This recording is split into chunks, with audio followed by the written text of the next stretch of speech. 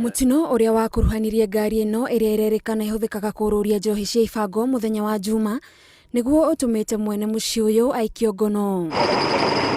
Thutha wa ngari ino kugwa niguo kuratwika muingi wonire ikuite mutukanio na mitungi uria urerikana ni njohi cia ibango na mwene akoretwo akienderia andu mwena wa Liki na Nyuki. Gari haikuripoti hiyo accident, ilikuja ikaezekwa hapa na kufichwa.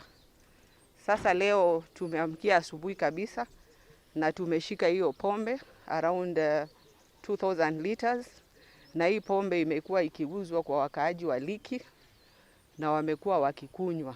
Rugano rwake rwa gukorwa na hura biashara ya njohi cia ibango na hau kabere niruo rutumite maabitha a borithi mage kumwitikia agitetera ati ino ti njohi ta uria kureciririo. Mimi natumia for personal use na ninauza kwa duka yangu. Niko na marisiti ya farmers wenye nauzianga na wote ni wakulima, hata tunaweza kuwatembelea wale wote wanatumianga hii. Hakuna mtu si wa ng'ombe. Mimi siuzangi for personal use atia.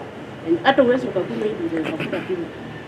Already ni kitu fermented na iko na nimemaliza process ya kuwa pombe. Amekuwa akificha kwa sababu since last month timu yangu ambayo inafanya crackdown kwa Mtukuma location wamepata hiyo pombe na kuna mama mmoja pale Liki ana supply. Makiria ma mitungi 100 ya njohi ino niyo inyititwo ni maabitha aya aria mugite ni makunyiirwo ni muingi uria ukoretwo na guoya wate andu aria maranywa mutukanio uyu mahota kurwara. Wakati pombe kama hii inakuja ni kuturudisha nyuma kabisa, kwa sababu sisi tumeamua katika ile hali ya kupigana na corona ili watu wasikue walevi na wakatae kufuata maagizo ya afya.